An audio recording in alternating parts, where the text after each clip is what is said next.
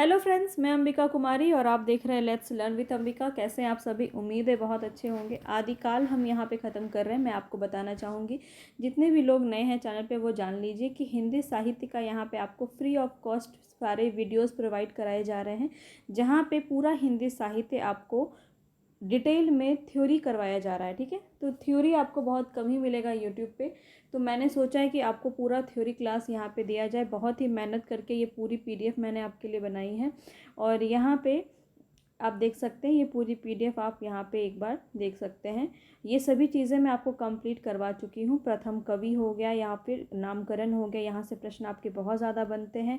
इसके बाद देखिए किस किस के अनुसार यहाँ पे आदिकाल का नामकरण समय सीमा क्या रही है, यहाँ से एक प्रश्न आपका बनता है। तो ये हमने बहुत अच्छे से किया हुआ है। इसके बाद अब अगर हम देखें तो हिंदी साहित्य के इतिहास का क्या आधार रहा है वो हमने देखा है। तो किस किस जो रचना है, ग्रंथ है, उसको आधार बना के यहाँ पे काल विभाजन किया गया, नामकरण किया गया, किस किस अनुसार नामकरण किया जाता है, ये सब हमने बहुत ही अच्छे से डिटेल में सभी चीज़ों को देखा है। हिंदी की उत्पत्ति आपकी किस प्रकार से हुई है, यहाँ पे ये सारा कुछ हमने कर लिया है। ठीक है, तो जितने भी लोगों ने नहीं देखा है वीडियोस को देखिए। आपको पूरी प्लेलिस्ट मिल जाएगी। प्लेलिस्ट बना दी हूँ मैं इसका हिंदी साहित्य का, तो आप वहाँ से जाके देख सकते हैं। ठीक है, इससे पहले मैंने पूरा इतिहास ग्रंथ आपको कंप्लीट करा दिया है, तो वो वीडियो भी जाके ज़रूर देख लेना। एक भी क्वेश्चन आपका इससे बाहर नहीं पूछा जाएगा। मैंने जितने भी क्वेश्चंस आपके एग्ज़ाम में पूछे जाते हैं उससे ज़्यादा ही लेवल आपको करवाया हुआ है, ताकि किसी भी प्रकार की कोई परेशानी आपको नहीं हो। अब सबसे ज़्यादा इम्पॉर्टेंट है कि आदिकाल का वर्गीकरण। देखिए किस प्रकार से आप आदिकाल को पढ़ें कि आपको पूरा समझ में आ जाए, क्योंकि बहुत सारी चीज़ें होती हैं। तो कई लोग तो यही समझ में नहीं पाते हैं कि क्या क्या चीज़ें हैं इसके अंदर। तो समझ लीजिए, अपभ्रंश साहित्य है, सिद्ध साहित्य है, जैन साहित्य है, नाथ साहित्य है, रासो साहित्य है, लौकिक साहित्य और गद्य रचनाएं हैं। तो यहाँ पे इस प्रकार से इसको बांटा गया है। इसी सिस्टमैटिक वे में पूरी तरीके से हम इसको पढ़ने वाले हैं। और हमने अपभ्रंश साहित्य और सिद्ध साहित्य ये दो हमने कंप्लीट कर लिया है। आज हम जैन साहित्य से स्टार्ट करेंगे। ये पूरी पीडीएफ जो आप देख रहे हैं, अपने आप में ये पूरी एक बुक बन सकती है। बहुत ही अच्छी तरह से मैंने इसको मैनेज किया है, बहुत अच्छे से कलरफुल बनाया है, ताकि आपको बोरियत महसूस ना हो पढ़ते वक्त। और मैं आपको बता देती हूँ कि ये पूरी क्लास आपको फ्री मिलेगी। ठीक है, ये पूरी क्लास आपको फ्री ऑफ कॉस्ट यूट्यूब पर उपलब्ध है, आप जाके देखिए। और इसकी प्लेलिस्ट मिली है, वहाँ पे भी आप जाके देख सकते हैं। अगर आप इसकी पीडीएफ चाहते हैं तो पीडीएफ के लिए आपको बहुत ही मिनिमम सा एक अमाउंट पे करना पड़ेगा, वो है 299 रुपीज़, जो कि आपके मंथली रिचार्ज से भी कम है। ठीक है, तो आपके मंथली फ़ोन रिचार्ज से भी कम है। 299 रुपीज़ में पूरा हिंदी साहित्य, वो भी इतने डिटेल में आपको कहीं भी नहीं मिलने वाला है। आप लेना चाहें, अगर आप इच्छुक हैं तो आप ले सकते हैं। और इसके लिए आप मुझे टेलीग्राम पे फॉलो कर सकते हैं, मुझे मैसेज कीजिएगा, मैं आपको सारे प्रोसीजर बता दूंगी। तो इसमें आपको पीडीएफ मिलेगा। और क्या मिलेगा ये 299 रुपीज़ में, रुको ज़रा, तो मैं बता देती हूँ एक बार। 299 रुपीज़ में आपको पूरी पीडीएफ मिलेगी। साथ ही जो भी मैं आपको क्वेश्चन प्रैक्टिस करवाने वाली हूँ, 10,000 प्लस क्वेश्चन प्रैक्टिस। ठीक है, 10,000 प्लस क्वेश्चन प्रैक्टिस जो होंगे उसका विद एक्सप्लेनेशन, वो पूरा आपको फ्री में मिलेगा, इसी के साथ मिलेगा। ठीक है, इसी के साथ मिलेगा। पीडीएफ भी मिलेगा हिंदी साहित्य करने का, साथ ही साथ पूरा क्वेश्चन प्रैक्टिस भी मिलेगा। तो पूरा का पूरा हिंदी साहित्य आप 299 रुपीज़ में बहुत ही आसानी से कवर कर सकते हैं। और यकीन मानिए, 7,000 का जो आप कोर्स लेते हैं ना, मैंने भी ले रखा था जब मैं कर रही थी, तो उसमें भी आपको इतनी चीज़ें नहीं मिलती हैं। बहुत ही कम प्राइस पे आपको ये सभी चीज़ें उपलब्ध कराई जा रही है, वो सिर्फ इसलिए ताकि आप इसको हर इंसान इसको ले सके। और जो एफोर्ड नहीं भी कर सकते हैं, अगर 299 रुपीज़ भी, तो आपके लिए पूरी क्लासेस फ्री हैं, बिल्कुल आपके लिए ही हैं। ये फ्री क्लास का आप लाभ उठाइए। बस आपको शेयर करना है, ज़्यादा से ज़्यादा लोगों तक पहुंचाइए, ताकि मेरी मेहनत भी थोड़ी सफल हो, मुझे भी थोड़ा मोटिवेशन मिले और मैं आगे इस पे काम कर पाऊँ। तो चलिए हम स्टार्ट करते हैं बहुत ही जल्दी से। और पसंद आया हो तो लाइक शेयर ज़रूर कर दीजिएगा। चैनल पर नए हैं तो सब्सक्राइब करके बेल आइकन ज़रूर दबा लीजिए, भूलिएगा मत। सब्सक्राइब जल्दी से जल्दी कर लेंगे। चलिए स्टार्ट करते हैं। अब यहाँ पे देखिए, सबसे पहले ये सभी थोड़ा थोड़ा मैंने सबसे पहले बताया है कि एक इंट्रोडक्शन दिया है कि आखिर नाथ साहित्य में कौन कौन से लोग हैं, क्या रचनाएं हैं, रासो साहित्य में क्या है, लौकिक साहित्य में क्या है, ये सब आपको पढ़ना है। ये सब हमने कर लिया है। ठीक है, तो हम सीधा पॉइंट पे आगे बढ़ते हैं और ये आपको करवा दिया गया है। हम जैन साहित्य पे आगे बढ़ेंगे। ठीक है। ये है आपका सिद्ध साहित्य। देख सकते हैं आप कि कितने अच्छे तरीके से आपको सभी चीज़ें कंप्लीट कराई गई है। मैंने कुछ नहीं छोड़ा है। पूरे नगेंद्र की पुस्तक और रामचंद्र शुक्ल की पुस्तक पढ़ के एक एक लाइन से मैंने सारी चीज़ें उठाई हैं, जो भी इम्पोर्टेंट है, जो भी आपके एग्ज़ाम में पूछा जाता है। तो ये रहा आपका जैन साहित्य। यहाँ से हम स्टार्ट करते हैं। तो चलिए अब हम बिना किसी बातचीत के सिर्फ और सिर्फ पढ़ाई पर फोकस करेंगे और अगले 1 घंटे आपको सिर्फ और सिर्फ पढ़ाई करनी है। तो चैनल को बिल्कुल आपको समय पे विज़िट करना है और मैं कोशिश करूँगी कि आपको किसी भी प्रकार की कोई परेशानी ना हो।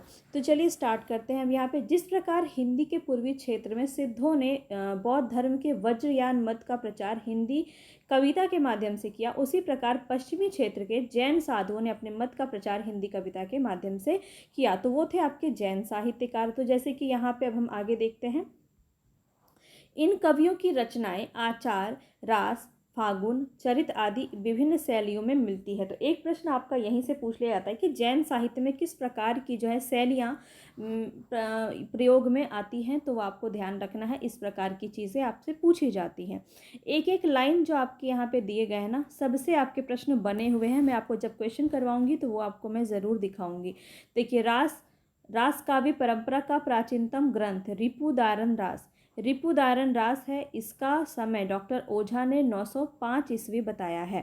तो रास काव्य परंपरा का सबसे प्राचीनतम ग्रंथ है ये रिपुदारन रास। ठीक है, आगे देखते हैं। जिनदत्त सूरी द्वारा रचित उपदेश रसायन रास अपभ्रंश भाषा का प्रथम रास ग्रंथ है। ये प्रश्न आपका बहुत बार पूछा गया है, तो ध्यान रखेंगे। उपदेश रसायन रास किसका है? जिनदत्त सूरी का है। याद कैसे करेंगे?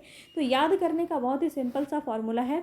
आप किसी चीज़ से किसी चीज़ को रिलेट कर लीजिए। अब जैसे उपदेश है, तो ये जो जिन होते हैं ना, भूत पिचास जिन, तो वो जिन जो होते बहुत उपदेश देते हैं, है ना, तो काफ़ी उपदेश देते हैं। तो जिनदत्त सूरी जो है इनकी रचना क्या हो जाएगी? उपदेश रसायन रास। किसी भी तरह से रिलेट कर लेना, आपको याद रह जाएगा बहुत ही आसानी से।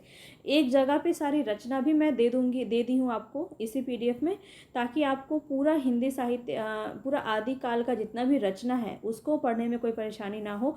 वो सारा कुछ आपको एक जगह पे मिल जाएगा। फैक्ट तो बहुत सारे दिए हैं मैंने, साथ ही साथ इसमें जितने भी आपके रचना है उसको अलग से मैंने डाला हुआ है। तो बिल्कुल भी निश्चिंत रहना, आपको किसी भी प्रकार की कोई परेशानी नहीं होगी। और आदिकाल से कोई प्रश्न अगर पूछा जाएगा तो इस PDF से बाहर नहीं आएगा, ये मैं आपको गारंटी दे सकती हूँ। चलिए आगे देखते हैं। यहाँ पे हिंदी का प्रथम ऐतिहासिक रास ग्रंथ कौन सा है? तो पंच पांडव चरित रास है हिंदी का प्रथम ऐतिहासिक रास ग्रंथ। ये याद रखना है। अब ये याद कैसे होगा? तो आपको इसको पढ़ना पड़ेगा। अगर इसकी आप PDF ले लेते हैं तो आपको ये रोजाना आप इसको एक बार देख लीजिए, या अगर पॉसिबल नहीं है तो आप इसको लिख सकते हैं खुद से भी, है ना। मैं दोनों तरह की चीज़ें बता रही हूँ, मैं ये नहीं कहती कि आपको PDF ही लेना पड़ेगा, ठीक है। तो मैं आपको इतनी सारी मेहनत मैं आपके सामने खोल के रख दी हूँ, पूरा दूध से मक्खन निकाल के मैं आपके लिए लेके आई हूँ, आपके लिए ही है। तो बस इसका आप यूज़ कीजिए अच्छे से, और ईमानदारी से मेहनत करेंगे तो ज़रूर सफल होंगे, इतना बात आप ध्यान रखिएगा। अब देखिए, हिंदी का प्रथम ऐतिहासिक रास ग्रंथ वो क्या है? पंच पांडव चरित रास। इस ग्रंथ का लेखक कौन है? तो शालिभद्र सूरी द्वितीय को माना जाता है। ये बहुत ही इंपॉर्टेंट प्रश्न है, आपका बनता है। अब देखिए, भरतेश्वर बाहुबली रास को हिंदी जैन परंपरा का आदि काव्य भी माना जाता है। भरतेश्वर बाहुबली रास, ठीक है, ये भी आपको ध्यान में रखना है। भरतेश्वर बाहुबली रास जो है वो हिंदी जैन परंपरा का आदि काव्य माना जाता है। अब चलिए हम यहाँ पे देखते हैं कुछ ऐसे ही जैन साहित्य के बारे में से प्रश्न आपके बनते हैं। श्रावकाचार, सबसे पहले हम इसको पढ़ेंगे। आपने हिंदी साहित्य जब पढ़ा होगा, सबसे पहले आपने इसका नाम सुना होगा। तो सबसे पहला बात तो यही है कि ये हिंदी की सबसे पहली रचना मानी जाती है। देखिए, देवसेन द्वारा प्रसिद्ध जैन आचार्य ने 333 ईस्वी में इसकी रचना की। इन्होंने अपभ्रंश में भी दब सहाव पयास, इसको अगर हम हिंदी में इसका अर्थ जाने तो द्रव्य, स्वभाव और प्रकाश नामक काव्य इन्होंने लिखा। किन्होंने? देवसेन ने, ठीक है। इनके बारे में और क्या बातें इंपॉर्टेंट है? तो हिंदी में लिखित उनकी अन्य रचनाएं हैं लघु नय चक्र और दर्शनसार। ये प्रश्न भी आपसे दर्शनसार पूछा गया है, लघु नय चक्र भी आपसे एक बार पूछा गया है। तो ध्यान रखिएगा, सिर्फ श्रावकाचार ही देवसेन की रचना नहीं है, आगे भी आपको ध्यान में रखना है। अब श्रावकाचार में 250 दोहों में श्रावक धर्म का प्रतिपादन किया गया है, ये बात भी आपको ध्यान में रखना है। हिंदी में गृहस्थ के कर्तव्य पर भी विस्तार से विचार किया है। इसकी रचना दोहा छंद में है। ये सभी बातें आपको श्रावकाचार के बारे में ध्यान रखना है। अब हम आगे बढ़ते हैं भरतेश्वर बाहुबली रास, जिसको आदि काव्य माना जाता है जैन साहित्य का। ठीक है, तो ये मुनिजिन विजय की रचना है। भरतेश्वर बाहुबली रास किसका है? तो मुनिजिन विजय ने इस ग्रंथ को जैन साहित्य की परंपरा का प्रथम ग्रंथ माना है। भरतेश्वर बाहुबली रास, ये ध्यान रखना है आपको, जैन साहित्य की परंपरा का प्रथम ग्रंथ किन्होंने माना है? मुनिजिन विजय ने माना है। और इसकी रचना किन्होंने की है? तो शालिभद्र सूरि ने की है। ठीक है, 1184 ईस्वी में शालिभद्र सूरि ने इनकी रचना की है। इस ग्रंथ में भरतेश्वर तथा बाहुबली का चरित्र वर्णन देखने को मिलता है। अब मैं आपको कोई जो इम्पोर्टेंट रचना है उसके बारे में मैं आपको थोड़ा बता देती हूँ, जो कि कथा वस्तु जो है, इसका विषय वस्तु जो है वो आपको बता देती हूँ, ताकि आपको रिलेट कर पाए और आपको याद रहे, है ना। अब देखिए, ये यहाँ पे बात किया जाए तो भरतेश्वर और बाहुबली का चरित्र वर्णन इसमें किया गया है। प्रस्तुत कृति में उनकी जो कथा वर्णित है उसमें इन्हें अयोध्यावासी वृषभ जिनेश्वर के यहाँ सुनंदा और सुमंगला से उत्पन्न बताया गया है। भारत आयु में बड़े थे एवं पराक्रमी भी अधिक थे। वह अयोध्या के राजा बनाए गए और बाहुबली को तख्तशिला राज मिला।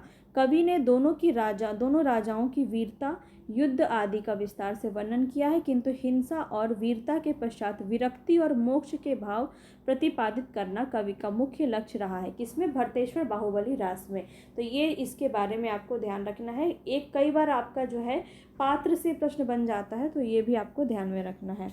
वीर एवं श्रृंगार रसों का निर्वेद में अंत हुआ है। जो वीर और श्रृंगार रस से ये स्टार्ट हुआ है, आपका शुरू हुआ है, उसका अंत किससे हुआ है? निर्वेद से अंत हुआ, यानी मोक्ष के भाव इसमें अंत में दिखाए गए हैं। ये सभी बातें आपको ध्यान में रखनी है।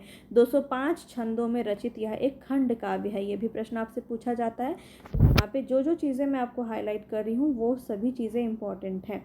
अब देखिए, यहाँ पे आपको कोई परेशानी होने वाली नहीं है, क्योंकि सभी कुछ मैंने हाईलाइट किया हुआ है, ताकि आपका ध्यान ज़्यादा से ज़्यादा पड़े और आप एक से दो बार इसको रिवीजन कर लें और आपको याद हो जाएगा। ठीक है, चंदन वाला रास, समय पे अगर आप अपनी तैयारी को रखते हैं तो ज़रूरत नहीं पड़ेगी आपको बहुत ज़्यादा पैनिक करने की, क्योंकि अगर आप समय पे सभी चीज़ों को करते रहेंगे, रिवीजन करते रहेंगे, तो एक समय ऐसा आएगा जब आपका पूरा हिंदी साहित्य आप बहुत अच्छे से कंप्लीट कर चुके होंगे और आपको बिल्कुल भी पैनिक सिचुएशन नहीं लेना पड़ेगा। अब देखिए, चंदन वाला रास प्रश्न आपका कितनी बार पूछा गया। झारखंड पीजीटी में ये क्वेश्चन आपका बना है। ठीक है, झारखंड पीजीटी में ये क्वेश्चन आपका बना है। इसका एनवीएस में एक बार ये क्वेश्चन आपका बना है। DSSB में तो 2-3 बार ये क्वेश्चन आपका बना है। तो चंदन बाला रास काफ़ी ज़्यादा पूछा था। किसकी रचना है? आसकू की रचना है। 35 छंदों का ये एक लघु खंड काव्य है। इतनी ही बात आपको इसमें ध्यान रखनी है, जिसकी रचना 1200 ईस्वी के आसपास इन्होंने की है, जालोर में। अब इसकी क्या कथा है चंदन बाला रास की, तो थोड़ा सा इसको भी समझ लीजिए ताकि आप रिलेट कर पाएँ। तो इसकी कथा क्या है? नायिका चंदन बाला चंपा नगरी के राजा दधिवाहन की पुत्री थी। एक बार कौशाम्बी के राजा शतानिक ने चंपा नगरी पर आक्रमण किया, जिसमें उसका सेनापति चंदन बाला का अपहरण कर ले गया और एक सेठ को बेच देता है, और सेठ की स्त्री ने उसे अपार कष्ट दिया। चंदन बाला अपनी सतीत्व पर अटल रहकर सब दुख सहती रहती है और अंत में महावीर से दीक्षा लेकर मोक्ष को प्राप्त होती है। तो इस लघु कथानक पर आधारित यह जैन रचना करुण रस की गंभीर व्यंजना करता है। तो ये आपको याद रहेगा। चंदन वाला रास चंदन बाला नाम की एक नायिका से संबंधित है, और ये प्रश्न आपका बनेगा तो बिल्कुल आप याद रखिएगा। चंदन बाला रास किसकी रचना है? आसगू की रचना है। तो ये भी बात आपको ध्यान में रखना है। ठीक है, चलिए आगे बढ़ते हैं। नेक्स्ट जो क्वेश्चन है स्थूलीभद्र रास, क्वेश्चन बोल रही हूँ। नेक्स्ट जो आपका रचना है वो है स्थूलीभद्र रास। ये भी आपका काफ़ी इंपॉर्टेंट है जैन साहित्य में। तो 1209 ईस्वी में रचित इस काव्य को जिन धर्म सूरी की कृति मानी जाती है। जिन धर्म सूरी की रचना है स्थूलीभद्र रास, याद रखेंगे। कोसा वैश्या के पास भोग लिप्त रहने वाले स्थूलीभद्र को कवि ने जैन धर्म की दीक्षा लेने के बाद मोक्ष का अधिकारी सिद्ध किया है। काव्य की भाषा पर अपभ्रंश का प्रभाव अधिक है, और फिर भी इसकी जो भाषा है वह मूल रूप से हिंदी है। तो इसमें ज़्यादा कुछ आपसे नहीं पूछा जाएगा, केवल आपसे रचना और रचनाकार यहाँ पे पूछा जा सकता है। ठीक है, और इसको थोड़ा रिलेट करने के लिए मैंने कथा वस्तु भी डाला हुआ है, ताकि आप इसको ध्यान रख पाएँ। ठीक है। आप ये देखेंगे कि जैन साहित्य में ज़्यादातर जो कथा वस्तु है, जो विषय वस्तु है, उसका लक्ष्य यही है कि अंत में मोक्ष या निर्वाण की प्राप्ति हो रही है, या फिर जो है जैन धर्म की दीक्षा, उनके प्रचार प्रसार की बात की जा रही है। तो ये चीज़ इसमें एक मेन पॉइंट है, आपको याद रखना है। रेवंत गिरिरास, रेवंत गिरिरास किसकी रचना है? विजय सेन सूरी की रचना है। 1231 के लगभग लिखित इस काव्य में तीर्थंकर नेमिनाथ की प्रतिमा और रेवंत गिरी तीर्थ का वर्णन किया गया है। तो ये प्रश्न आपका नेट जीआरएफ में पूछा गया क्वेश्चन है, नेट में पूछा गया क्वेश्चन है, ठीक है, यूजीसी नेट में। नेमिनाथ की प्रतिमा एवं रेवंत गिरी तीर्थ का वर्णन है, किसमें है? रेवंत गिरी रास में है। और ये किसकी रचना है? विजय सेन सूरी की रचना है। और ये एक जगह पे जब मैंने लिखा है ना, वहाँ पे आप आसानी से इसको 2-3 बार पढ़ के याद रख सकते हैं। तो बिल्कुल कोई भी प्रेशर आपको नहीं लेना है, बस पढ़ते रहना है, ठीक है। अंत तक वीडियो में बने रहिएगा और बस सभी चीज़ों को आपको ग्रहण करना है। धीरे धीरे जो है सभी चीज़ें आपकी याद हो जाएंगी। नेमिनाथ रास, नेक्स्ट है आपका नेमिनाथ रास। इस काव्य की रचना किसकी ने की है? सुमति गनी ने की है। ये आपका आई थिंक बीपीएससी में भी पूछा गया है, आपका सुमेलित में, है ना, सुमेलित में पूछा गया है। और ये काफ़ी बार देखने को मिला है ये क्वेश्चन, मुझे एग्जैक्ट याद नहीं आ रहा है कि किस एग्जाम में मैंने ये देखा है, बट ये हाँ, यहाँ से क्वेश्चन आपका काफ़ी बना है, ठीक है। 1213 ईस्वी में ये इसकी रचना की गई थी सुमति गनी के द्वारा। 58 छंदों की इस रचना में कवि ने नेमिनाथ का चरित्र सरस शैली में प्रस्तुत किया है। नेमिनाथ के प्रसंग में श्री कृष्ण का वर्णन इस काव्य का विषय है और इन दोनों के माध्यम से विभिन्न भावों की व्यंजना हुई है। इस रचना में अपभ्रंश से प्रभावित राजस्थानी हिंदी प्रमुख रूप से प्रयोग में लाई गई है। नेक्स्ट है हमारा हेमचंद्र। हेमचंद्र कौन है? तो गुजरात के सोलंकी होना चाहिए यहाँ पे। अच्छा, लोलंकी लिखा था आपका रामचंद्र शुक्ल में। रामचंद्र शुक्ल की जो पुस्तक है उसमें गुजरात के लोलंकी राजा सिद्धराज जयसिंह और उनके भतीजे कुमार पाल के यहाँ इनका बड़ा मान था, बहुत ही इनकी पहचान थी। और इनकी जो रचना है वह है व्याकरण ग्रंथ सिद्ध हेमचंद्र शब्दानुशासन।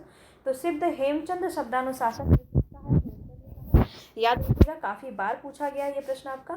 सिद्धराज के समय में बनाया गया, जिसमें संस्कृत, प्राकृत और अपभ्रंश तीनों का समावेश किया गया है। संस्कृत, प्राकृत, अपभ्रंश याद रखिएगा, इसमें ये 3 आपका है। हिंदी नहीं आता है, संस्कृत आता है, प्राकृत आता है, अपभ्रंश आता है, ये तीनों याद रखेंगे। यहाँ से भी प्रश्न आपका एक बन जाता है, ठीक है। प्रसिद्ध पंक्ति है इनका, भल्ला हुआ जो मारिया बाहणी महाणा कंतु लज्जेज तू वसयंती अहु जड़ बग्घा गरु एंतु। तो ये जो पंक्ति है ये हेमचंद्र की है और ये प्रश्न आपसे पूछा जाता है, ये पंक्ति आपसे पूछी जाती है, इसीलिए आपको यहाँ पे मैंने दिया हुआ है। नेक्स्ट है आपका सोमप्रभ सूरी। सोमप्रभ सूरी कौन है? तो यह भी एक जैन पंडित थे। इन्होंने संवत, यहाँ पे देखिए नगेंद्र की पुस्तक में इनका वर्णन उतना नहीं किया गया है क्योंकि बहुत ज़्यादा जो है इम्पॉर्टेंट आपका नहीं है, क्योंकि यहाँ से प्रश्न आपका सिर्फ रचना के माध्यम से बताया जाता है, डिटेल में कुछ नहीं बताया गया है। तो ये सब मैंने आचार्य रामचंद्र शुक्ल की पुस्तक से लिया हुआ है। जो जहाँ से इम्पोर्टेंट मुझे मिला है वो सब मैंने ले लिया है, ताकि किसी भी प्रकार की कुछ भी चीज़ें आपकी इम्पोर्टेंट जो छूटे नहीं। तो इसमें देखिए संवत 1241 में कुमार पाल प्रतिबोध नामक एक गद्य पद में संस्कृत प्राकृत काव्य लिखा है सोमप्रभ सूरी ने। तो सोमप्रभ सूरी की रचना है कुमार पाल प्रतिबोध, याद रखेंगे, ठीक है। और इसके बारे में क्या इम्पोर्टेंट है, तो जिसमें समय समय पर हेमचंद्र द्वारा कुमार पाल को अनेक प्रकार के उपदेश दिए जाने की कथाएं इसमें लिखी गई हैं। यह ग्रंथ अधिकांश प्राकृत में ही है, बीच बीच में संस्कृत श्लोक और अपभ्रंश के दोहे आए हुए हैं। अगला है आपका जैन आचार्य मेरुतुंग। मेरुतुंग के बारे में जानेंगे। तो प्रबंध चिंतामणि जो है इनकी एक संस्कृत ग्रंथ है, ठीक है।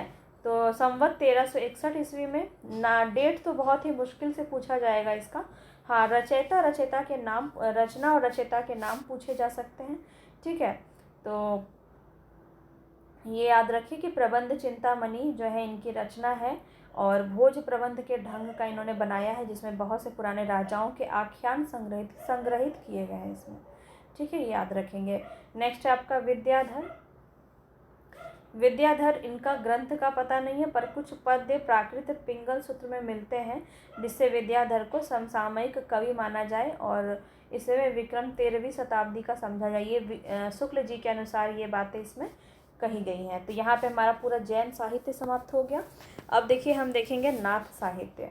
ठीक है, नाथ साहित्य में क्या क्या है, तो सिद्धों की वाम मार्गी भोग प्रधान योग साधना की प्रतिक्रिया के रूप में आदि काल में नाथ पंथियों की हठ योग साधना प्रारंभ हुई। इन्होंने भक्ति की है, विशेष रूप से देखा जाए तो अपने धर्मों का प्रचार प्रसार किया है, भक्ति की है, और यही वह कारण है जिसके वजह से इनकी रचनाओं को रामचंद्र शुक्ल जो है अपनी पुस्तक में इन्होंने इनका जिक्र नहीं किया है, मतलब बहुत कम किया है, और बोला है कि ये साहित्य की कोटि की नहीं है, इनको हम साहित्य के दर्जे में नहीं ले सकते हैं। ये सब मैं आपको करवा चुकी हूँ जब मैंने सिद्ध की बात की थी, सिद्धों को जब हमने पढ़ा था, सिद्ध साहित्य जब हमने पढ़ा था, तो ये सब हमने वहाँ पे डिस्कस किया था। ठीक है, राहुल जी ने नाथ पंथ के सिद्धों की परंपरा का ही विकसित रूप माना है।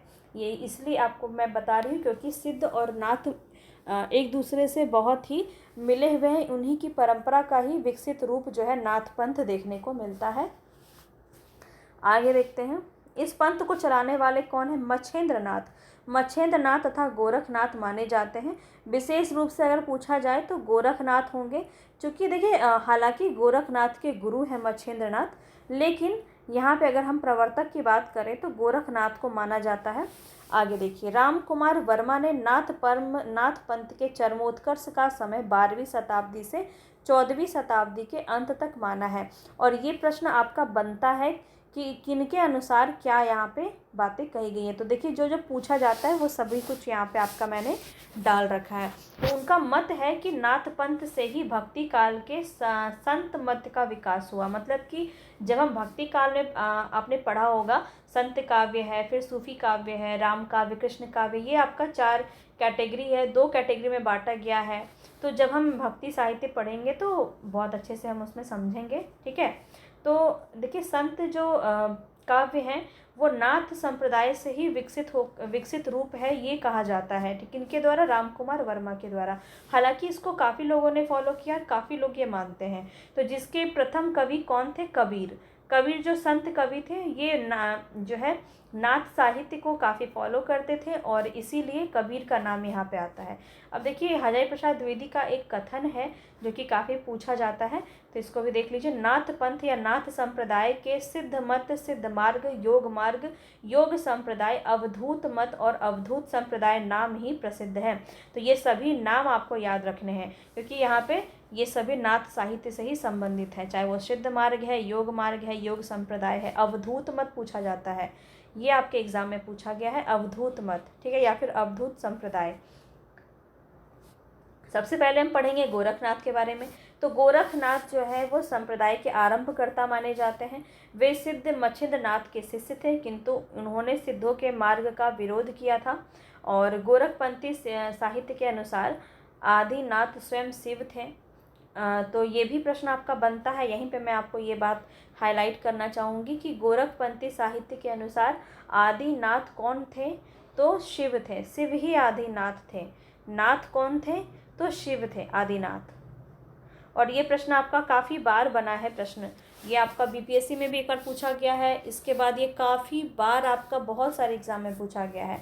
तो याद रखिएगा, गोरखपंथी साहित्य के अनुसार आदिनाथ कौन है, शिव हैं। इनके पश्चात मच्छिंद्र नाथ हुए, जिनके आचरण का विरोध उनके शिष्य गोरखनाथ ने ही कर दिया था। और राहुल सांकृत्यायन ने गोरखनाथ का समय क्या माना है, 845 ईस्वी माना है। अब अनेक लोगों ने अलग अलग माना है, तो ये आपका इम्पॉर्टेंट पॉइंट है, क्योंकि यहाँ से प्रश्न बनता है। तो जो इम्पॉर्टेंट है वो मैं आपको बताते हुए चल रही हूँ। राहुल सांकृत्यायन ने गोरखनाथ का समय 845 ईस्वी माना है।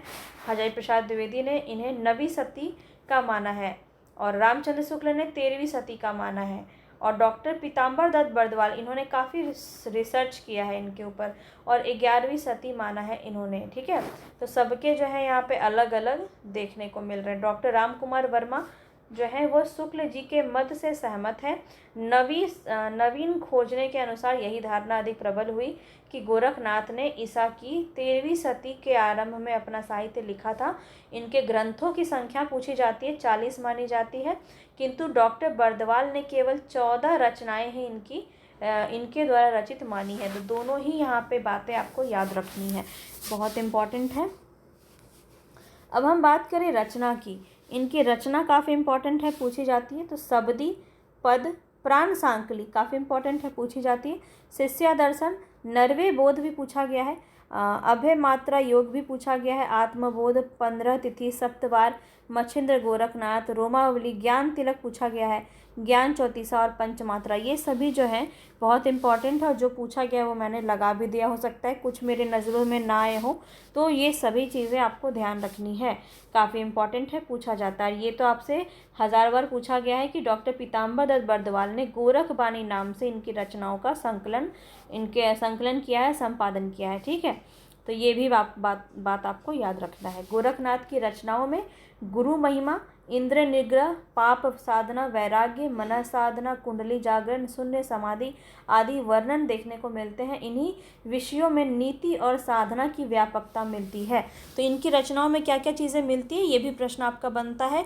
यही कारण है कि रामचंद्र शुक्ल ने इनकी रचनाओं को साहित्य में सम्मिलित नहीं किया, क्योंकि वो तो क्या कर रहे हैं, वो तो भक्ति कर रहे हैं, वो तो साहित्य रचना नहीं कर रहे हैं, वो भक्ति कर रहे हैं। उन शून्य समाधि की चीज़ें हैं, उसमें वैराग्य है, साधना है, तो इसको इन्होंने अलग कैटेरिया में डाल के रखा हुआ है रामचंद्र शुक्ल ने, इसीलिए वो नहीं मानते। और ये प्रश्न आपका बीपीएससी में पिछली बार भी आया था और इस बार भी TRE 3 में आया था, तो याद रखिए, काफ़ी इंपॉर्टेंट है। अब देखिए, नाथ पंथ में एक चीज़ और है जो काफ़ी पूछी जाती है, हठ योग क्या होता है, तो इसको देख लेते हैं। गोरखनाथ ने हठ योगी का उपदेश दिया था। हठ योगियों के सिद्ध सिद्धांत पद्धति ग्रंथ के अनुसार ह का अर्थ क्या होता है, सूर्य, और ठ का अर्थ क्या होता है, चंद्र, और सूर्य और चंद्र के योग को ही हठ योगी कहते हैं। तो ये प्रश्न आपका काफ़ी बार पूछा गया है कि हठ योग में ह का अर्थ क्या है, और वहाँ पे दिया जाएगा सूर्य, चंद्रमा, तारे, सब कुछ दे देगा ऑप्शन में। तो इस प्रकार से प्रश्न आपके बने हैं काफ़ी बार। आगे बढ़ते हैं। गोरखनाथ ने ही, इस प्रकार के प्रश्न ही जो है आपको गलत करवाते हैं एग्ज़ाम, और आपके सिलेक्शन से आपको दूर करते हैं। तो जो सिंपल क्वेश्चन है वो तो हर कोई कर लेगा, आप भी कर लेंगे और हर कोई कर लेगा। आपको याद रखना है, ध्यान रखना है कि आपको ऐसी चीज़ें करनी हैं जो अन्य लोगों से आपको थोड़ा अलग बनाता है, और इसीलिए ये इतनी मेहनत आपके लिए की जा रही है, ताकि आप सिलेक्शन अपना ले सकें, ठीक है। तो यहाँ पे हम आगे बढ़ते हैं। गोरखनाथ ने ही 60 चक्रों वाला योग मार्ग हिंदी साहित्य में चलाया था। अन्य कवि की अगर हम बात करें, नाथ साहित्य में और भी कुछ अन्य कवि हुए, लेकिन उनकी कुछ रचनाएं उतनी पॉपुलर नहीं है, तो यहाँ पे सिर्फ उनके नाम जान लीजिए। हालांकि काफ़ी ईजी है, क्योंकि अंत में आपका नाथ लगा हुआ रहता है। तो देखिए, नाथ साहित्य के विकास में जिन कवियों ने योगदान दिया उसमें है चौरंगी नाथ, गोपीचंद, काफ़ी इंपॉर्टेंट है, पूछ लेता है ये कि किससे संबंधित है गोपीचंद, सिद्ध साहित्य से, जैन साहित्य से, और आप बहुत लिटरली मानिए काफ़ी कंफ्यूज हो जाएंगे ऐसे क्वेश्चन में। तो याद रखिए, गोपीचंद जो है वो नाथ साहित्य से है। चुनरकनाथ, भरथरी भी आपका काफ़ी पूछा जाता है, जिसमें नाथ नहीं लगा है ना, अरवत के, वो क्वेश्चन आपका बनता है। जलंधरी नाथ, ठीक है, ये सभी आपको ध्यान में रखने हैं। चलिए आगे बढ़ते। इन कवियों की रचनाओं में उपदेशात्मकता तथा खंडन मंडन का प्राधान्य है। 13वीं शताब्दी में इन सभी ने अपनी वाणी का प्रचार किया। यह सभी हठ योगी प्रायः गोरखनाथ के भावों का ही अनुकरण करते थे, अतः इनकी रचनाओं का कोई उल्लेख विशेषता नहीं मिलती है। गोरखनाथ की हठ योगी साधना में ईश्वरवाद व्याप्त है। इन हठ योगों ने उनका प्रचार किया और रहस्यवाद के रूप में प्रतिफलित हुआ। तो यही है जो रहस्यवाद को आगे और भी ज़्यादा बढ़ावा मिलता है, और इसी प्रभाव से भक्ति काल में कबीर ने इनका अनुसरण किया है। इसी प्रकार से आप देख सकते हैं कि कबीर की रचनाओं में काफ़ी ज़्यादा रहस्यवाद आपको देखने को मिलेगा। तो ये था पूरा आपका जैन साहित्य और पूरा नाथ साहित्य। अब हम समय है अभी हमारे पास, तो अभी हम रासो साहित्य देखेंगे। हो सकेगा तो आज पूरा आदिकाल हम कंप्लीट कर लेंगे। तो बस आपको समय पर बने रहना है। पसंद आ रहा है तो प्लीज़ लाइक कर दीजिए, और मेरी मेहनत अच्छी लग रही है तो कृपया इसको शेयर कीजिए, ज़्यादा से ज़्यादा लोगों तक पहुंचाइए, ताकि मेरी मेहनत भी थोड़ी सफल हो जाए। और सब आपके ऊपर है, तो बस आप लोग भी थोड़ा सपोर्ट कीजिए। चलिए अब हम आगे देखते हैं रासो साहित्य को। रासो साहित्य की व्युत्पत्ति की बात करें तो यहाँ पे एक प्रश्न आपका जो है इससे पूछा जाता है। रासो शब्द की व्युत्पत्ति के संबंध में विद्वानों में मतभेद है। सर्वप्रथम फ्रांसीसी विद्वान जो है गार्सा दा तासी, इन्होंने रासो शब्द की व्युत्पत्ति राजसूई से माना है। तो ये प्रश्न आपसे बनता है, काफ़ी बार बनता है। तो देखिए गार्सा दा तासी ने क्या कहा है, राजसूई कहा है। डॉक्टर नरोत्तम स्वामी ने रसिक कहा है। ठीक है, इनका तो क्वेश्चन हमने नहीं देखा है, लेकिन यहाँ पे हम बात करें रामचंद्र शुक्ल से प्रश्न बनता है। रामचंद्र शुक्ल ने रसायन कहा है। और हज़ार प्रसाद द्विवेदी का सबसे ज़्यादा पूछा जाता है, वेरी वेरी इंपॉर्टेंट। ठीक है, स्टार मार्क कर लो इसे। रासक, ये काफ़ी ज़्यादा पूछा जाता है, तो इसका हमने पूरा यहाँ पे दिया गया है कि रासक, रासय, रासा और रासो, इस प्रकार से इनका यहाँ पे दिया गया है कि रासक से किस प्रकार रासो शब्द आया। और डॉक्टर माता प्रसाद गुप्त और दशरथ शर्मा ने भी इनको समर्थन किया है, और यही प्रायः मान्य है रासक। तो याद रखें, रासो शब्द की उत्पत्ति रासक से हुई है, ये ही सर्वमान्य माना गया। चलिए आगे देखिए, तो यहाँ गणपति चंद्र गुप्त ने हिंदी रासों का भी परंपरा का 2 वर्गों में विभक्त किया है। अब देखिए यहाँ से आपको रासो साहित्य को समझने में काफ़ी आसानी होगी। पहला तो है आपका धार्मिक रास काव्य परंपरा। इसमें पूरा रास ग्रंथ आपको समझ में आ जाएगा, एक साथ मैंने लिखा हुआ है ताकि आपको कोई परेशानी ना हो। यहाँ देखिए, धार्मिक रास काव्य परंपरा और ऐतिहासिक रासो काव्य परंपरा। ठीक है, एक है आपका धार्मिक, एक है ऐतिहासिक। धार्मिक रास काव्य परंपरा के अंतर्गत क्या है, उन ग्रंथों को लिया जा सकता है जो जैन कवियों द्वारा लिखे गए हैं और जो जैन धर्म से संबंधित व्यक्तियों का चरित्र नायक बनाया गया है।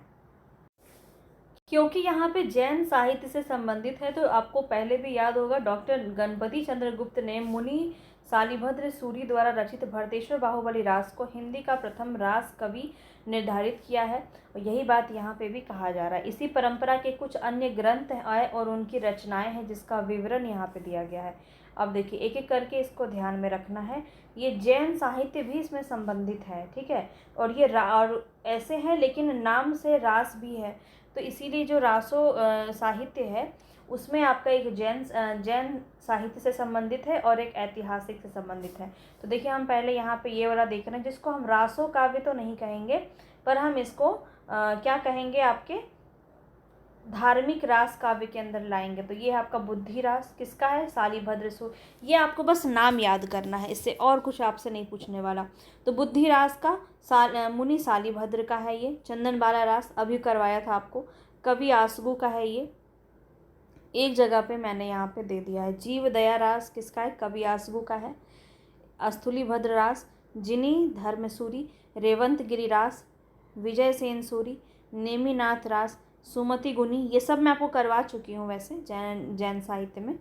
कच्छुली रास प्रज्ञा तिलक की है, ये काफ़ी इंपॉर्टेंट है। कच्छुली रास आपका जो है काफ़ी बार पूछा गया है, ध्यान रखिएगा, यहाँ से प्रश्न आपका बनता है। इसके बाद देखिए नेक्स्ट है जिन पदम सूरी रास, ये किसका है, सार मूर्ति का है। पंच पांडव चरित रास किसका है, शालिभद्र सूरी द्वितीय का है। ठीक है, ये हमने ऊपर किया था। गौतम स्वामी रास का है, रास किसका है, उदयवंत का है। तो ये पूरा आपको यहाँ पे दिख गया अच्छे से। अब देखिए, इसके बाद आपका कुछ रासो काव्य परंपरा है, अभी पहले इसको पढ़ लीजिए, तब आपको अच्छे से समझ में आएगा। तो इन सभी कृतियों में कृतिकाओं का उद्देश्य तत्व का निरूपण करना है। इनके कथानक का स्रोत क्या है, जैन पुराण है। ध्यान रखेंगे, इनका क्या स्रोत है, जैन पुराण है। तथा इसमें प्रबंध शैली का निर्वाह सफलतापूर्वक किया गया है। छंद की विविधता इन रास काव्यों की प्रमुख विशेषता रही है। अब देखिए, ऐतिहासिक रासो काव्य के अंतर्गत क्या होता है, तो वैसे ग्रंथ होते हैं जिन्हें वास्तविक रूप से आदिकालीन हिंदी रासो काव्य परंपरा के अंदर स्थान दिया जा सकता है। तो ऐसे जो होते हैं वो आपके ओरिजिनल कह सकते हैं हम, वास्तविक रूप में वही आपका रासो काव्य कहलाता है। और रासो काव्य हम कहते किसको हैं, तो वो भी आप एक बार देखिए। वैसे कवि जो चारण कवियों द्वारा रचित वीर गाथा काव्य इसी वर्ग के अंतर्गत आते हैं। ठीक है, हिंदी रासो काव्य परंपरा के अंतर्गत आने वाले जो ग्रंथ हैं उनकी सूची यहाँ पे दी गई है, इसको एक बार ज़रूर देख लीजिए। जैसे यहाँ पे पहला है बीसलदेव रासो। बीसलदेव रासो किसका है, नरपति नाल का है। पृथ्वीराज रासो किसका है, चंद्रवरदाई का है। परमाल रासो किसका है, जगनिक का है। बुद्धि रासो किसका है, जलहन का है। देखो, ये याद रखना कि बुद्धि रास हमने पढ़ा था ऊपर, एक बार दिखा देती हूँ मैं आपको ताकि कोई कन्फ्यूज़न आपको ना रहे। ये है आपका बुद्धि रास, रास, ठीक है, रासो नहीं है, रासो अलग चीज़ है, रास अलग चीज़ है। तो बुद्धि रास किसका है, मुनि शालिभद्र का है। और यहाँ पे प्रश्न आपका पूछ सकता है, इसमें आपको कंफ्यूज करने के लिए, बुद्धि रासो किसका है? जलहन का है। ठीक है, जलहन कौन था? तो चंद्रबरदाई का पुत्र था। जब हम अभी पढ़ेंगे रासो साहित्य के अंतर्गत चंद्रबरदाई को, तब हम और अच्छे से समझेंगे। अब देखिए, विजयपाल रासो, विजयपाल रासो किसका है? नल सिंह का है। हमीर रासो किसका है? शारंगधर का है। और खुमान रासो किसका है? दलपति विजय का। इस सब को हम अभी डिटेल में थोड़ा देखने वाले हैं। ठीक है, तो तसल्ली से बस आपको देखते जाना है, ऐसी क्लास आपको नहीं मिलेगी। कैसी लगेगी आपको क्लास, मुझे कमेंट बॉक्स में ज़रूर बताइएगा, ताकि मुझे भी पता चले कि चीज़ें आपको समझ में भी आ रही हैं या नहीं, इस प्रकार से मैं इसको कंटिन्यू रखूँ या नहीं रखूँ, ये सब मुझे आप कमेंट बॉक्स में बताएंगे। ठीक है, ये पूरा आदि साहित्यिक तो मैं आपको कंप्लीट कराने ही वाली हूँ, चाहे आपको पसंद आए चाहे नहीं आए, क्योंकि ये मैंने ठान लिया है। कुछ लोगों को पसंद नहीं भी आ सकता है, तो जिनको आ रहा है, जिनके लिए हेल्प हो रही है, उनके लिए मैं ज़रूर करूँगी, है ना। तो चलिए अब हम यहाँ स्टार्ट करते हैं। तो देखिए, ऐतिहासिक रासो काव्य की कई प्रयास राज्य आश्रित थे। सबसे पहले तो यही बात आपको ध्यान रखना है। रासो काव्य परंपरा में क्या होता है कि राज्य आश्रित होते हैं और राजा की प्रशंसा करते हैं। ठीक है, जिनका उद्देश्य क्या होता है? अपने आश्रयदाता के शौर्य और ऐश्वर्य की अतिशयोक्तिपूर्ण प्रशंसा करना।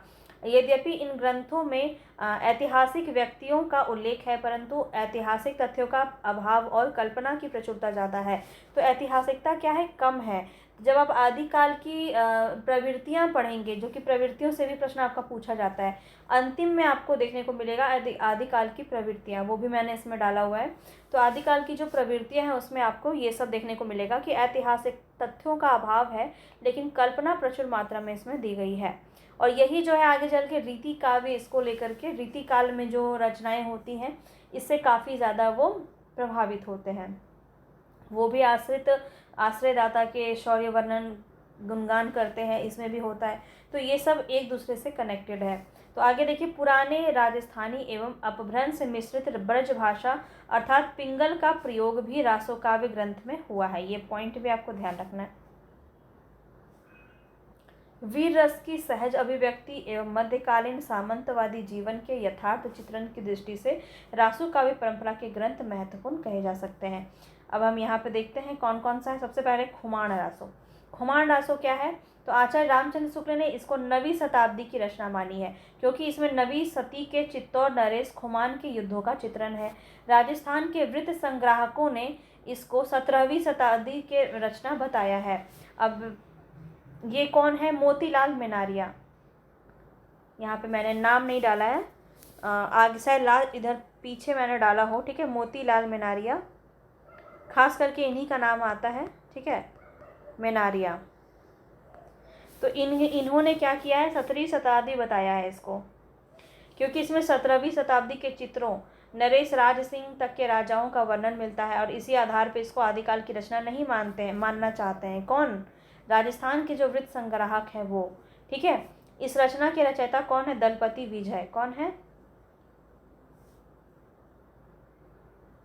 दलपति विजय, ये आपका जो है रचयिता है। इस ग्रंथ की प्रमाणिक हस्तलिखित प्रति कहाँ है? पूना के संग्रहालय में सुरक्षित है। तो ये भी प्रश्न आपसे पूछा जाता है, इम्पॉर्टेंट है, इसको भी ध्यान में रखेंगे। चलिए आगे बढ़ते हैं।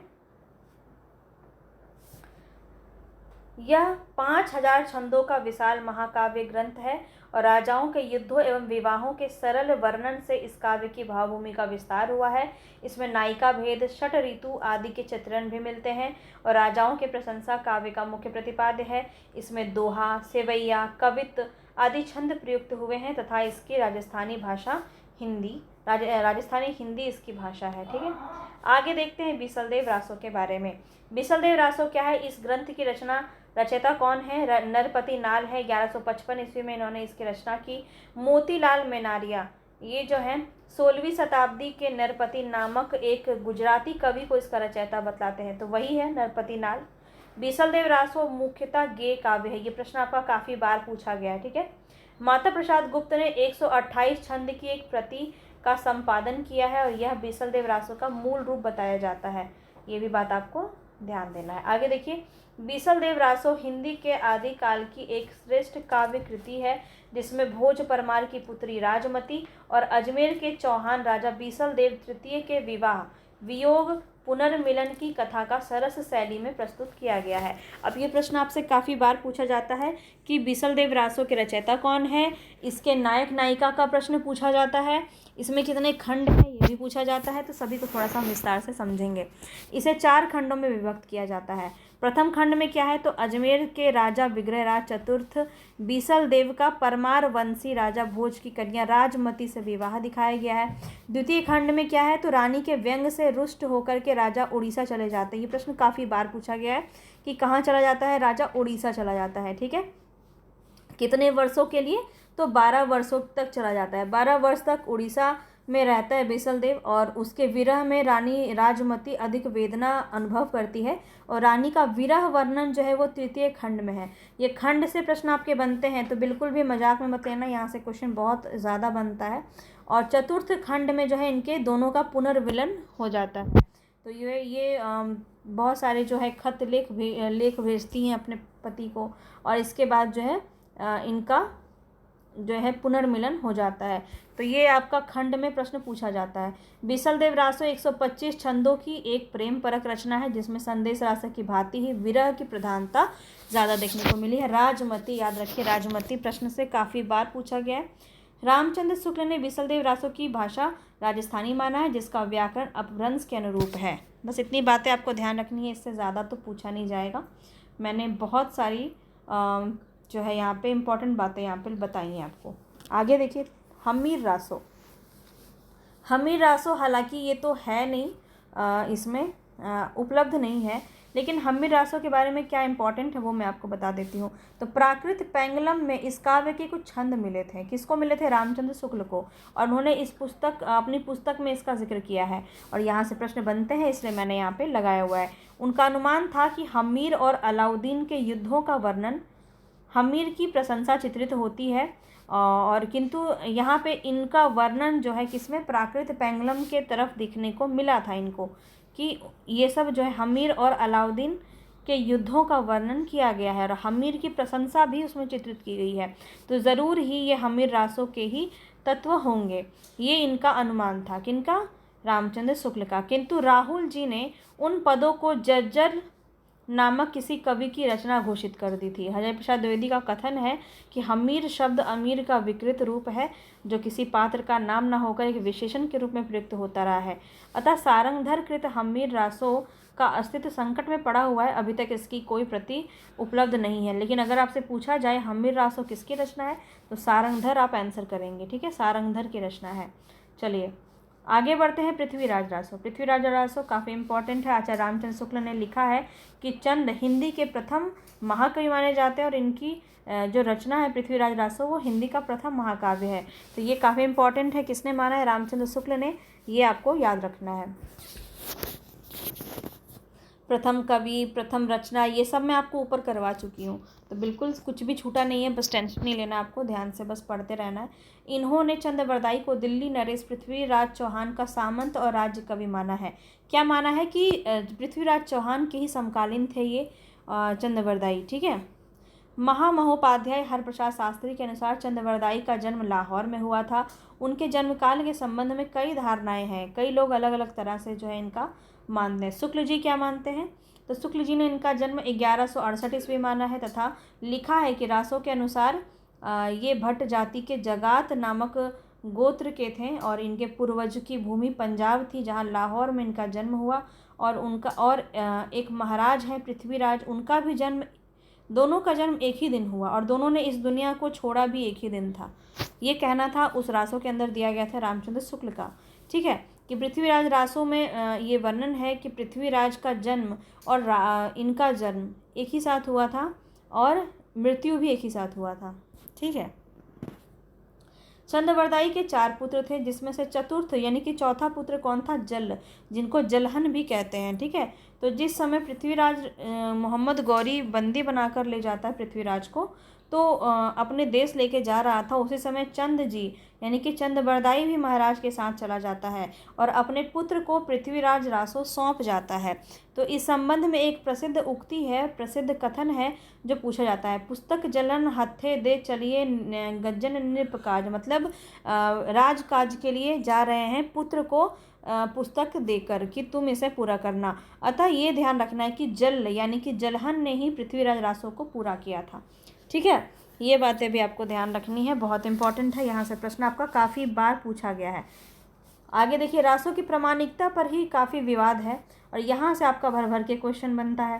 तो याद रखिए, रासों की प्रामाणिकता के विषय में पर्याप्त विवाद रहा है। इस वर्ग के प्रमुख विद्वान हैं, जैसे कि सबसे पहले है अप्रामाणिक मानने वाले। अप्रामाणिक किसने माना है इसको?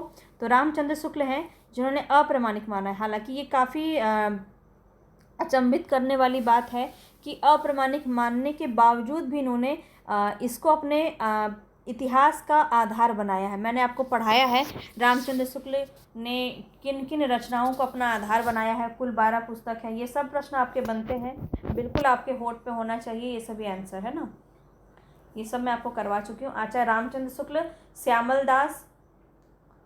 दास, डॉक्टर बुलर, मुंशी देवी प्रसाद, गौरीचंद्र हीराचंद ओझा। और बीपीएससी ऐसे क्वेश्चन बहुत अच्छे से पूछेगा और एक से ज़्यादा नाम दे देगा, और ऑप्शन तो आप जानते हैं कि खतरनाक रहता है, तो इसीलिए आपको ये सारे नाम याद रखने हैं। दूसरा वर्ग है आपका जो उन्होंने प्रामाणिक माना है। अब प्रामाणिक किसने माना है? तो श्याम सुंदर दास ने, मोहन लाल विष्णुलाल पांड्या ने, मिश्र बंधु ने और कर्नल टॉड ने। ये 4 नाम आपको बहुत अच्छे से याद रखना जिन्होंने प्रामाणिक माना है। अब कुछ वर्ग ऐसा था जिन्होंने अर्ध प्रामाणिक माना, यानी कि कुछ हिस्सा उनका ऐतिहासिक माना है उन्होंने, जो सच्चाई है, और कुछ उन्होंने काल्पनिक माना है, यानी कि अर्ध प्रामाणिक माना है। उसमें सबसे बड़ा नाम है हजारी प्रसाद द्विवेदी, डॉक्टर सुनीति कुमार चटर्जी और मुनि जिन विजय। तो ये तीनों नाम आपको याद रखने हैं। इस प्रकार से कैटेगराइज किया होगा, इसको याद रखिएगा। पृथ्वीराज रासो के जो संस्करण है वो 4 संस्करण प्रसिद्ध हैं।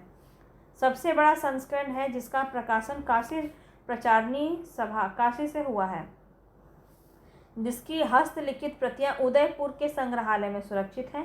सभा ने 1585 ईस्वी में लिखित प्रति के आधार पर रासों का संपादन कराया था। इस संस्करण में 69 समय यानी कि खंड हैं और 16,306 छंद हैं। ये क्वेश्चन आपका पूछा गया बीपीएससी में, तो याद रखिएगा। इसमें समय का जिक्र है, 69 समय है इसमें, ठीक है। अब देखिए, द्वितीय संस्करण भी इसका प्रकाशित हुआ फिर, तो उसमें क्या था? उसमें 7,000 छंदों का काव्य माना जाता है। इसका प्रकाशन तो नहीं हुआ, किंतु अबोहर और बीकानेर में इसकी प्रतियां सुरक्षित हैं और 17वीं शताब्दी में ये लिखी गई।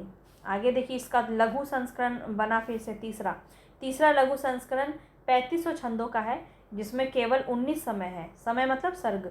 इन समय की इस संस्करण की हस्तलिखित जो है वो बीकानेर में सुरक्षित है। चौथा संस्करण सबसे छोटा है और इसमें केवल 1300 छंद हैं। इसी को डॉक्टर दशरथ शर्मा ने मूल रासो माना है। बहुत ही ज़्यादा इंपॉर्टेंट पॉइंट है ये, यहाँ से भी आपका प्रश्न बन जाता है। तो चौथा संस्करण जो है जिसमें 1300 छंद हैं, इसी को दशरथ शर्मा ने माना कि ये सबसे मूल रासो है। मूल रासो यही है, बाकी सभी चीज़ें काल्पनिक हैं। तो ये सभी बातें आपका जो है पृथ्वीराज रासो से संबंधित है। बहुत इंपॉर्टेंट था, इसलिए थोड़ा लंबा था, लेकिन जो भी इम्पोर्टेंट था वो सब हमने देख लिया। आगे है हमारा परमाल रासो। परमाल रासो किसका है? जगनिक का है, ठीक है। जगनिक की रचना है और ये महोबा के चंदेल वंशी राजा परमल द्विवेद का दरबारी कवि माना जाता है। और इसमें क्या इम्पोर्टेंट है? उसने इस काव्य में आल्हा और उदल नामक 2 वीर सरदारों की वीरतापूर्ण लड़ाइयों का वर्णन किया है और उत्तर प्रदेश में इसे आल्हा या आल्हा खंड के नाम से जाना जाता है। ये आपसे काफ़ी बार पूछा गया है, कहाँ पे? उत्तर प्रदेश में क्या जाना जाता है? आल्हा या आल्हा खंड के नाम से जाना जाता है। तो ये आपका काफ़ी इंपॉर्टेंट है, याद रखिएगा। गेयता के कारण ये लोक काव्य में प्रचलित है। तो ये क्या है? एक प्रकार का गेय काव्य है, ये भी आपको याद रखना है। गेय मतलब जो गीत की तरह गाया जाता है। रामचंद्र शुक्ल का मत है कि जगनिक के काव्य का आज कहीं पता नहीं है, पर इसके आधार पर प्रचलित गीत हिंदी भाषा भाषी प्रांतों में गांव-गांव में सुनाई पड़ता है। यह गूंज मात्र है, मूल शब्द नहीं है। तो ये कहना है इनका। और आल्हा खंड नाम से चार्ल्स इलियट ने 1865 ईस्वी में सर्वप्रथम इसका प्रकाशन किया था। आल्हा खंड नाम से, ये काफ़ी बार आपका पूछा गया है, याद रखेंगे। चार्ल्स इलियट ने किस नाम से? आल्हा खंड नाम से किया था। तो याद रखिए, यहाँ पे परमाल रासो नहीं कहेंगे आप, आल्हा खंड नाम से इन्होंने जो है इसका प्रकाशन किया है। और इसी की प्रति के आधार पर श्याम सुंदर दास ने परमाल रासों का पाठ निर्धारण कर उसे नागरिक प्रचारणी सभा से प्रकाशित किया था। और आल्हा शैली में रचित एक पंक्ति है, ये भी आप एक बार देखिए। 12 बरस लो कुकर जीवे, अरु 13 ले जिए सियार, बरस 18 क्षत्रिय जीवे, आगे जीवन को धिक्कार। ये बहुत ही इंपॉर्टेंट है, इस पंक्ति को याद रखिए, यहाँ से प्रश्न बनता है। ये क्या है? आपका आल्हा खंड का ही एक, आल्हा गीत का ही एक ये रूप है। ठीक है, आगे देखते हैं खुमान रासो। खुमान रासो आज रासो तक ही करेंगे। ठीक है, कल छोटा सा है लौकिक साहित्य और गद्य साहित्य, उसको देखेंगे, आदिकाल की प्रमुख प्रवृत्तियाँ देखेंगे। ठीक है, इसके बाद हम उसको एंड करेंगे, तो क्योंकि फिर बहुत लंबी वीडियो हो जाएगी। खुमान रासों में देखिए क्या है, तो खुमान रासों के रचयिता दलपति विजय हैं। दलपति विजय हैं। और इस ग्रंथ का रचित नायक कौन है? मेवाड़ का राजा खुमान द्वितीय है। अन्य रासो काव्य ग्रंथ की भांति इसका रचना काल भी संदिग्ध है, क्योंकि आचार्य रामचंद्र शुक्ल ने इसे 9वीं शताब्दी की रचना माना है, जो राजस्थान के वृत्त संग्राहक मोतीलाल मेनारिया। देखिए, राजस्थान के वृत्त संग्राहक कौन है? मोतीलाल मेनारिया। मैंने कहा मैं इसे डाली हूँ, पर मुझे याद नहीं था, ये बहुत ही नीचे मैंने डाला हुआ है। तो मोतीलाल मेनारिया ने इसे 17वीं सदी का बताया है, खुमान रासो को। ठीक है, इस ग्रंथ की प्रमाणिक हस्तलिखित प्रति कहाँ है? पूना संग्रहालय में उपलब्ध है। और इस ग्रंथ की रचना 5000 छंदों में की गई है। वस्तु वर्णन के अंतर्गत नायिका भेद और षड ऋतु का वर्णन इसमें किया गया है। तो ये सभी बातें इसमें आपको ध्यान रखनी खुमान रासों के अंतर्गत। श्रीधर एक और हम देखेंगे, इसके बाद हम यहाँ पे एंड करेंगे इसको। श्रीधर जो है, इन्होंने संवत 1454 में रणमल छंद नामक एक काव्य रचना, जिसमें ईडर के राठौर राजा रणमल के विजय का वर्णन है, जो उसे पाटन के सूबेदार जफर खां से प्राप्त हुई थी। तो इसका वर्णन पूरा किया गया श्रीधर की रचना रणमल छंद में। तो ये भी आपका इम्पोर्टेंट है, पूछा जाता है। ठीक है, तो ये हमने पूरा कंप्लीट कर लिया। कल जो है हम लौकिक साहित्य देखेंगे। ढोला मारूदा दोहा काफ़ी ज़्यादा इंपॉर्टेंट है। यहाँ पे इनके विषय वस्तु को मैंने बहुत अच्छे से यहाँ पे डाला हुआ है, आप भूलेंगे नहीं बिल्कुल। बहुत ही मज़ेदार रहने वाला है नेक्स्ट सेशन भी आपका। और आज का सेशन कैसा रहा मुझे ज़रूर बताइएगा। हमने क्या क्या देखा है, एक बार इसको हम यहाँ पे रिकॉल कर लेते हैं।